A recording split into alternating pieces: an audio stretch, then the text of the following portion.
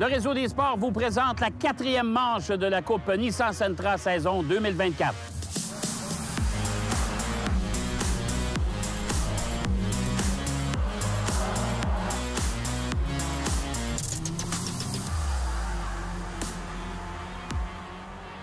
Bienvenue à cette 4e manche de la Coupe Nissan Sentra saison 2024. Toujours à Icare par un temps magnifique, en compagnie de Philippe Brasseur, bien sûr, du magazine Pole Position. Philippe, on a eu droit à une belle course la semaine dernière.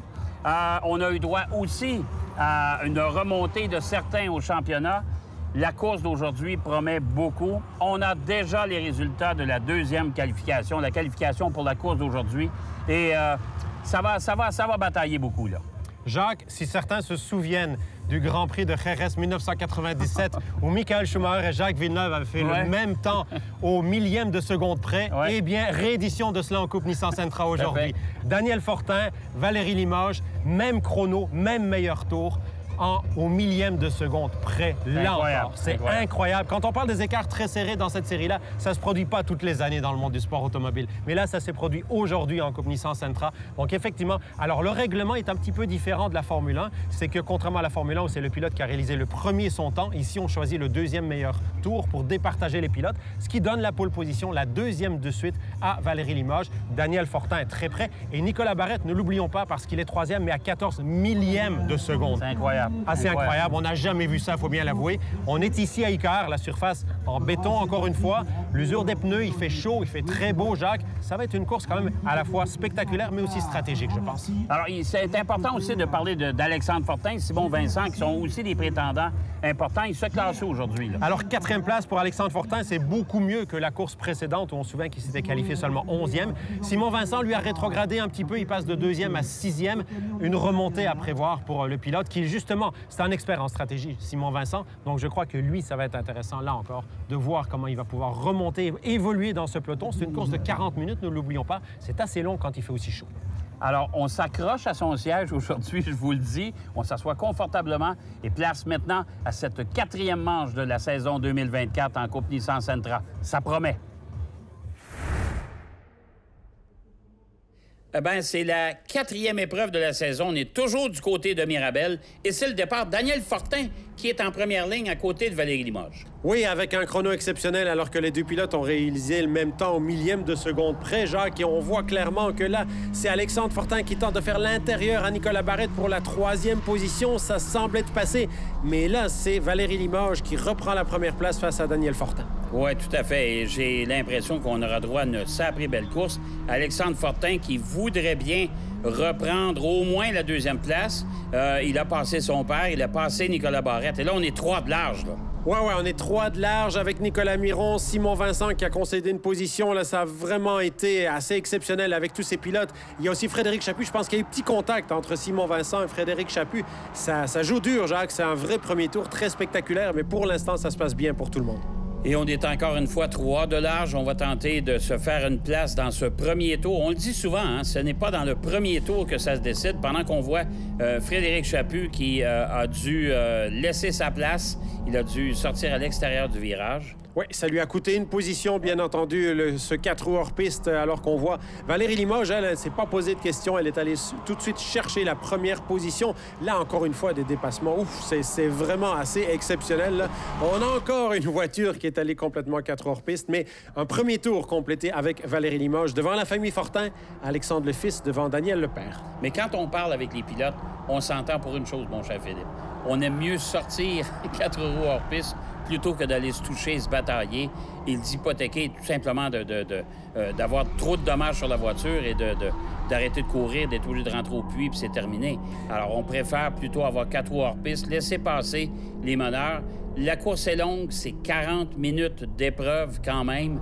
Alors, ils ont le temps, justement, pour reprendre leur position. Bien, c'est la beauté des circuits modernes, Jacques, c'est qu'on peut aller faire un 4 roues hors piste sans conséquence. C'est certain qu'un peu plus tard dans la saison, quand on va être au Grand Prix de Trois-Rivières, ça ne pardonnera pas ce genre de manœuvre comme on le voit ici au circuit Icare. Mais c'est clair qu'on peut se le permettre ici, bien entendu, si on ne gagne pas de position, au risque d'être pénalisé, évidemment, s'il y a un gain de position. Mais là, pour l'instant, ça s'est stabilisé un petit peu, là, les positions. Avec tous ces pilotes, on a 20 pilotes en piste en fin de semaine. Bien, normalement, après 2-3 tours, justement, les pilotes s'installent à leur position. Et là, maintenant, on va jouer de stratégie. On va observer, pendant qu'on voit Simon Vincent, maintenant, qui vient de passer Jean-François Couture. On va aller faire une pause. On sera de retour au circuit Icare à Mirabel pour cette 4e épreuve de la saison 2024 en Coupe Nissan Sentra.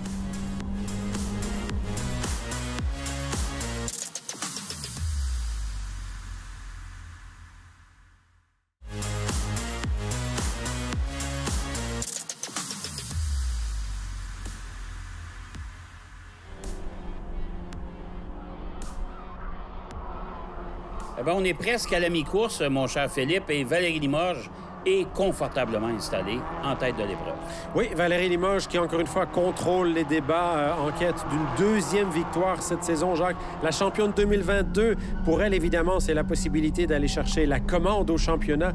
Donc, c'est clair que c'est une course très, très importante. Pour Mathieu Miron aussi, Mathieu Miron qu'on voit de plus en plus souvent aux avant-postes maintenant, pour l'instant, donc, qui vise un top 5 aujourd'hui.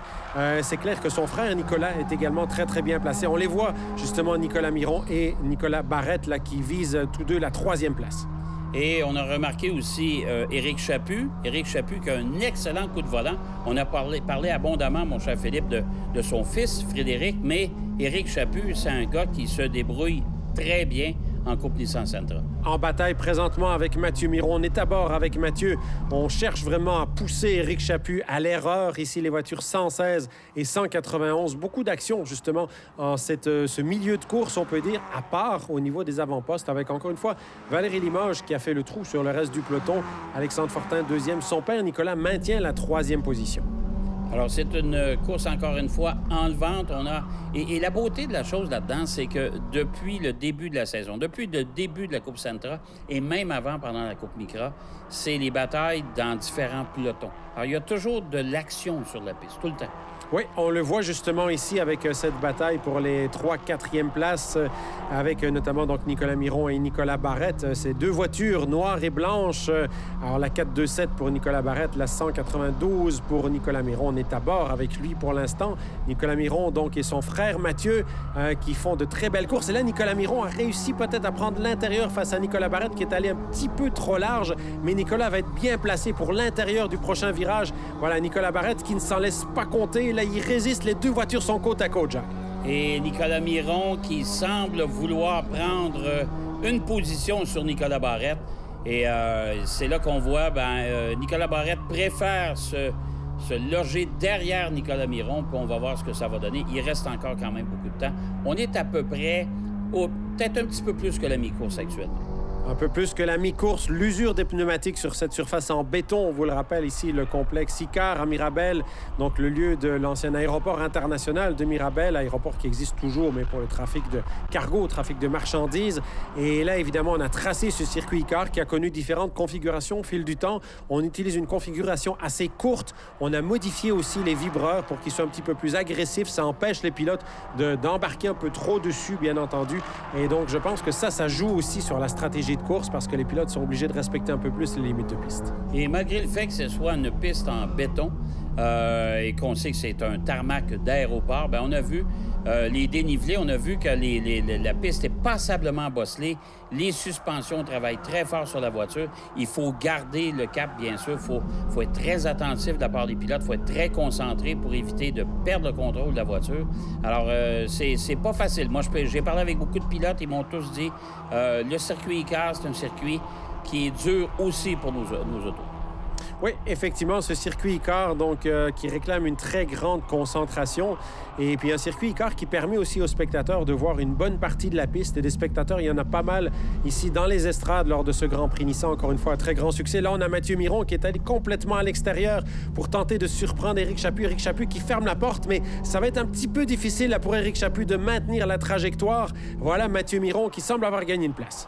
On va aller faire une courte pause. On va revenir tout de suite au circuit de Mirabel, voir ce qui se passe justement entre ces 2 pilotes.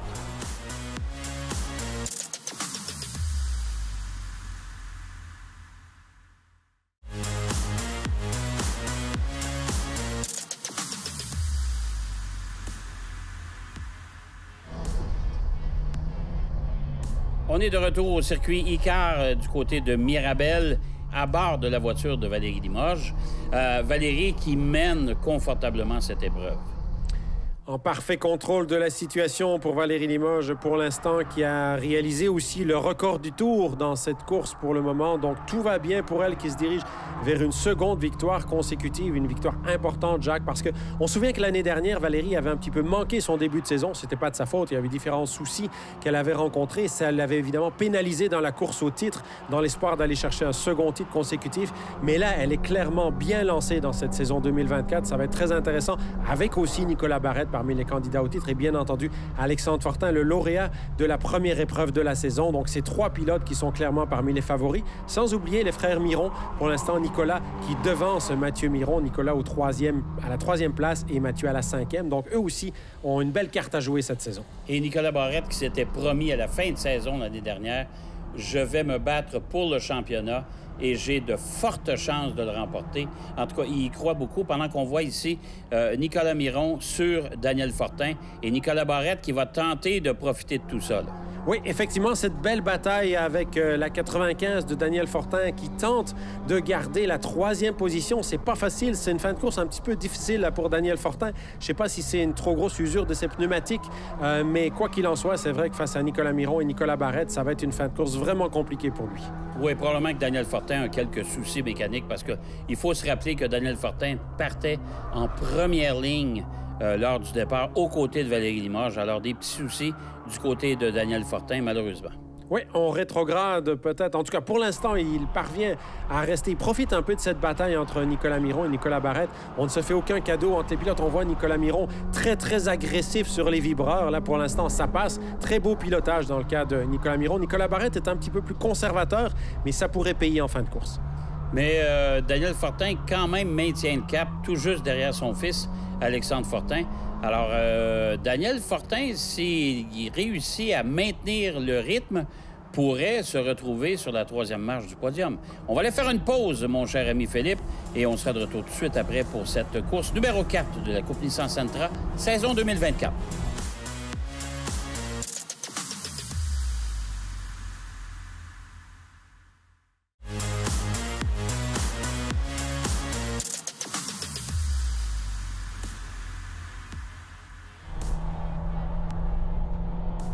On est de retour au circuit Icar du côté de Mirabel et c'est le statu quo pour l'instant. Notre championne 2022 de la Coupe Nissan Sentra, Valérie Limoges, mène allègrement cette épreuve. Alexandre Fortin est toujours bon 2e. Tout juste derrière lui, son père, Daniel Fortin. Mais Daniel Fortin qui a perdu quand même un peu de rythme. Et c'est Nicolas Miron qui est tout juste derrière lui. Est-ce qu'il sera en mesure de résister d'ici la fin de l'épreuve? Pas convaincu de ça, mon cher.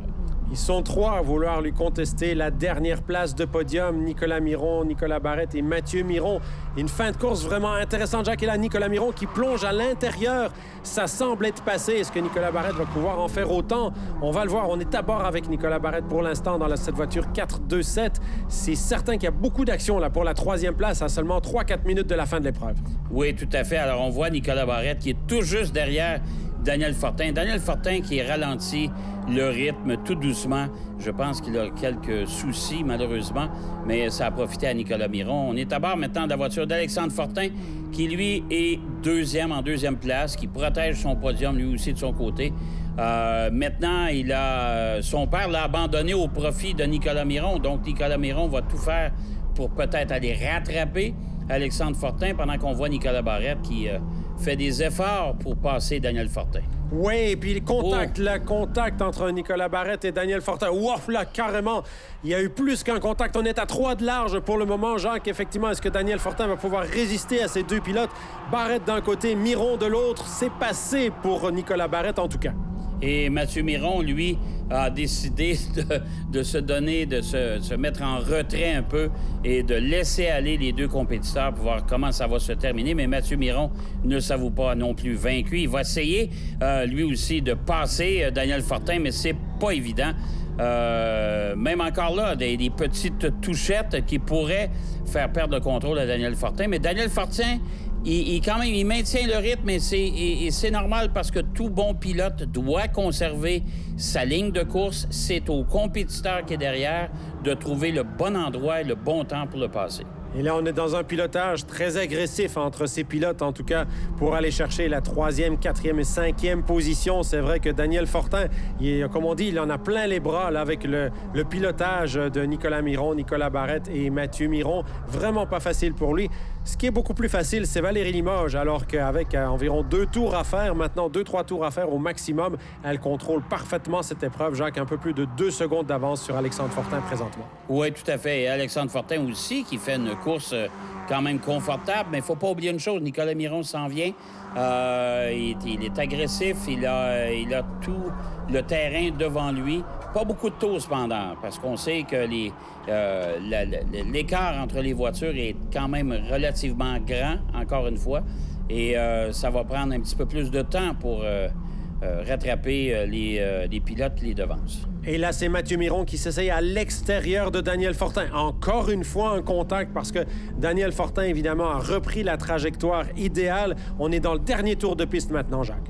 Dernier tour de piste. Alors, je pense que pour Valérie Limoges et Alexandre Fortin, c'est probablement acquis, à moins d'un bris mécanique, bien sûr. On voit Nicolas Miron qui devrait, lui aussi, protéger sa 3e place sur le podium, ce qui est une bonne nouvelle pour Nicolas.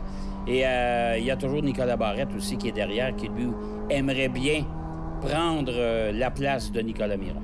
Nicolas Barrette qui a mis un tout petit peu plus de temps à dépasser Daniel Fortin et ça a profité à Nicolas Miron pour s'échapper de l'ordre de 2 secondes d'écart entre ses pilotes. Pendant que là, on voit encore une fois donc Valérie Limoges qui complète son dernier tour de piste sans pression. Alexandre Fortin est à un peu plus de 2 secondes. Nicolas Miron en 3e place. Donc vraiment, on peut dire que le top 4 avec Nicolas Barrette est maintenant fixé. Mathieu Miron est 5e. Il est arrivé quelque chose avec Daniel Fortin, Jacques, parce que là, on le voit qu'il n'est plus à la lutte. Non, tout à fait. Daniel Fortin est très loin. Mathieu Miron aussi. Moi, j'ai l'impression que Daniel Fortin, pour lui, c'est terminé. Crevaison. Eh oui, crevaison. Parce qu'il y a quelque chose qui frotte quelque part. Valérie Limoges qui va franchir la ligne d'arrivée en première place.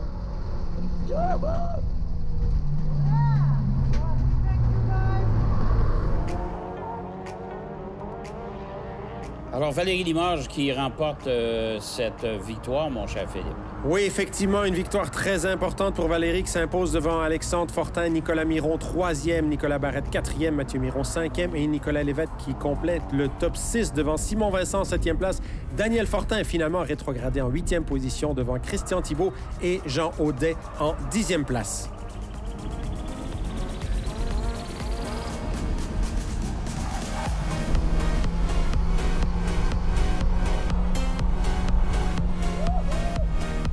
Bien, ça a super bien été. Évidemment, quand on gagne, on peut pas dire que ça a mal été.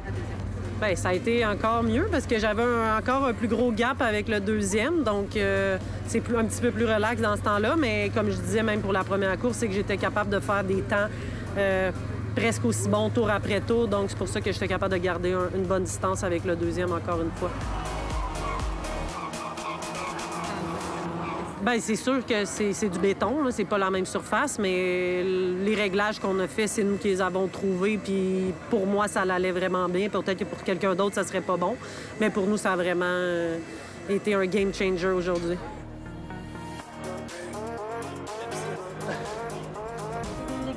Ça a été une course un petit peu...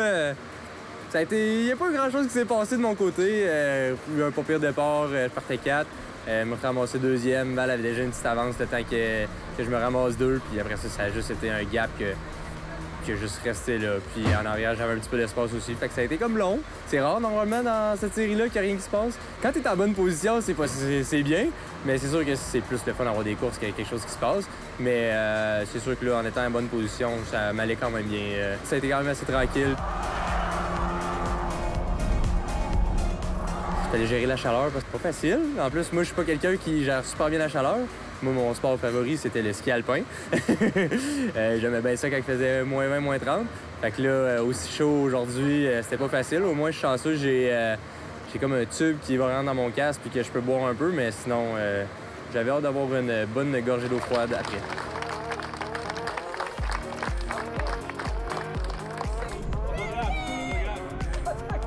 très, très bonne course, très content. On a fait un petit ajustement au setup. L'auto allait beaucoup mieux, fait que j'ai eu enfin du plaisir avec l'auto, malgré que la piste, c'est pas ma préférée. Tout début, j'ai été chanceux.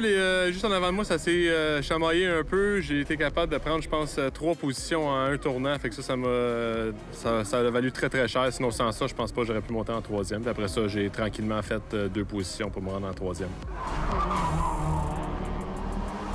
Bien, pour moi, c'est plus de pratique parce que c'est la 3e fois que je conduis ici. Fait que ça me permet de plus pratiquer. On vient pas pratiquer du tout, donc à la fin, je commence à avoir plus la twist puis la ligne adéquate. Fait que dérange pas. Des fois, si c'est un bris mécanique, là, c'est sûr que c'est moins drôle. Mais heureusement, tout s'est bien passé de ce côté-là. Puis parti 8e, puis on a fini 3e, donc vraiment content du résultat. Là, ça a bien été. Lime Rock, je pense que ça va être une piste qui va plus nous aller. Ici, c'est une piste qui est, selon moi, sans risque. Il n'y a pas de mur, il n'y a pas de gazon, il n'y a pas de gravel. Fait que ça prend, je trouve, c'est moins pour les peureux. Lime Rock, je pense qu'il y a plus de dénivelé, il y a des conséquences, puis c'est plus quelque chose qui va m'aller. Puis je pense aussi à mon père. Bien, j'ai déjà coursé à Lime Rock 2-3 fois quand je coursais aux États-Unis, mais ça fait vraiment longtemps. Fait que faudrait peut-être que je regarde une couple de vidéos YouTube avant d'y aller, là.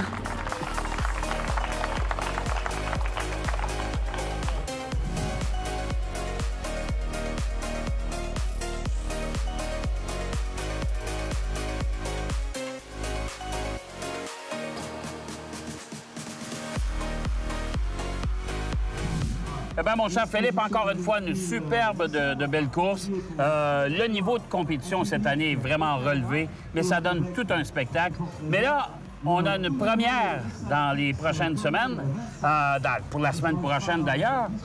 Une première, Lime Rock, on s'en va courir du côté des États-Unis. On est à la 10e saison de la Commission Central-Jacques et c'est une grande première. Première course, effectivement, aux États-Unis. Alors, le circuit de Lime Rock Park est au Connecticut, à Lakeville, au Connecticut.